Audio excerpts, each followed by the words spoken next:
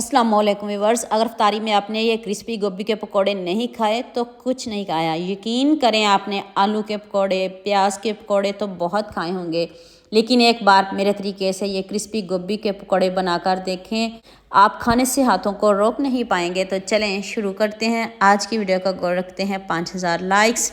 ये मैंने एक गोभी का फूल लिया है। सबसे पहले इसके छिलके उतार लेते हैं। इसको धोना कैसे है ये बता देती हूँ, आसान तरीके से बताऊँगी, बस थोड़ा सा इसको कट करने का तरीका बता देती हूँ, तो फिर हम इसको जल्दी से धो लेंगे। आपने इसको कट कैसे करना है, इस तरह आपने इसको पहले हाथ से इसके फूल उतार लेने हैं, फिर हम दरमियान से इसको बारीक बारीक कट करेंगे और एहतियात से कट करेंगे। फूलों को आपने ख़राब बिल्कुल भी नहीं करना, इस तरह आपने बड़े बड़े कट करने और दरमियान से 1 2 3 पीस कर लें। जितने बारीक पीस करेंगे उतने ही मज़े के आपके पकौड़े बनेंगे। कढ़ाई में मैंने पानी पहले ही रख दिया था, उसमें मैंने 1 टीस्पून नमक, 1 टीस्पून हल्दी डाल देनी है। तो उसमें गोभी डाल के तो आप इसको ऊपर से कवर भी कर सकते हो, पकाना चाहते हो तो पका भी लीजिएगा।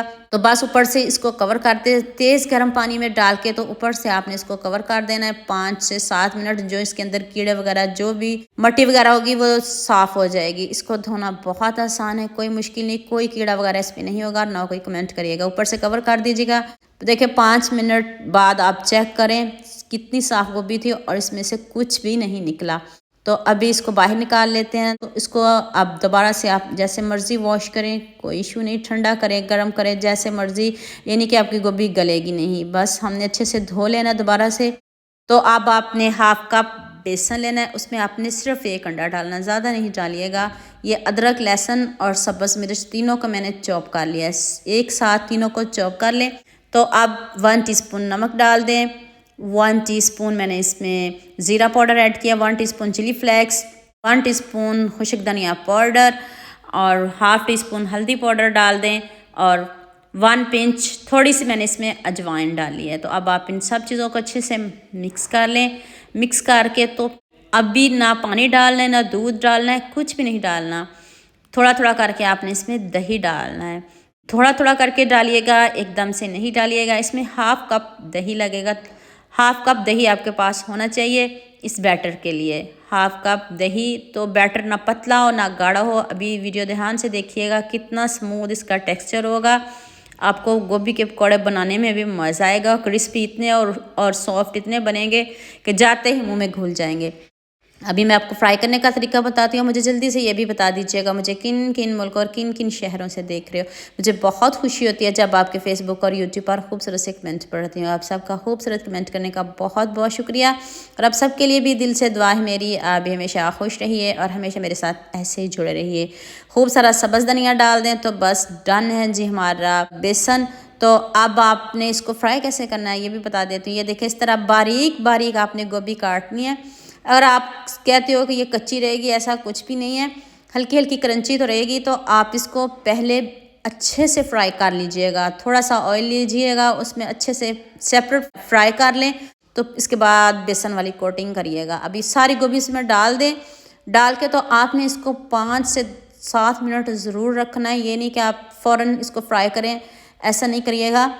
आप इसको बेसन में डाल के तो 5 मिनट इसको रेस्ट दीजिएगा। इतने अच्छे से इसकी कोटिंग होगी, जो मसाला है ना वो गोभी के अंदर तक रच जाएगा। इसको रेस्ट पे ज़रूर छोड़िएगा। अभी हम इसको रेस्ट देंगे, उसके बाद हम इसको फ्राई करेंगे। तारी में बना रहे हो तो फिर आप थोड़ा जल्दी इसको पहले बना लीजिएगा। ये देखें इसकी फ़ाइनल लुक है। तो ऑयल थोड़ा तेज़ गर्म होना चाहिए, फिर बाद में हम कम कर लेंगे। उसमें आपने जल्दी से एक एक पीस डालते जाना है। देखें ना बेसन बिखर रहा है और ना आपका घी या ऑयल जो भी आप ले रहे हो ख़राब भी नहीं होगा। कोटिंग देखिए कितनी ज़बरदस्त हुई है। ये इसलिए कि आपने इसको रेस्ट दिया है, तो जो सारा बेसन का मिक्सचर था ना वो सारा देखिए कितने अच्छे से इसके ऊपर कोट हो गया है। अब भी आपने इसका गोल्डन सा कलर लेके आना। आप लाइक करने में, शेयर करने में, सब्सक्राइब करने में और खूबसूरत सा कमेंट करने में कंजूसी करते हो। अभी देखिएगा कितना ज़बरदस्त इसका कलर आएगा। पकोड़े तो आपने बहुत खाए होंगे, रमज़ान में पकोड़े तो बनते ही बनते हैं। और आपने ये वाले पकोड़े भी ज़रूर बनाने हैं और मुझे कमेंट में ज़रूर बताना है। देखिए कितने क्रिस्पी हैं, कितने यमी हैं और दिखने में जितने खूबसूरत हैं उससे बढ़िया इसका जायका है।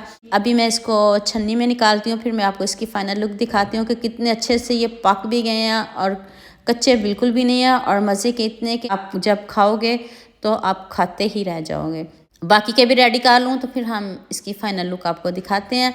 उतनी देर आप मेरे दूसरे चैनल का भी विज़िट करिएगा। तबस्सुम नहीद के नाम से मेरा दूसरा चैनल है, उसको भी लाइक शेयर सब्सक्राइब करना ना भूलिएगा। तो लीजिए जी, हमारे मज़ेदार से पकौड़े रेडी हो चुके हैं। तो साथ में केचप लें और इफ्तारी में आप इंजॉय करें और ये पकौड़े ज़रूर बनाएं। ये देखें कितने ज़बरदस्त लग रहे हैं, कोटिंग चेक करें ज़रा इसकी।